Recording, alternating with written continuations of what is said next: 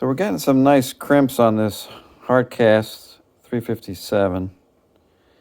And the setup I'm using on the Loadmaster is about 3/4 of a turn on that crimp die. So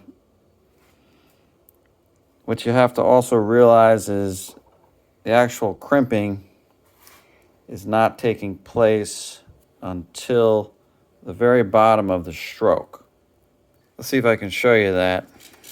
Right there. It's a little bit right at the end. You feel it. That last little bit. I'm also weighing these to make sure that we are at max, 6.2. Thanks for watching.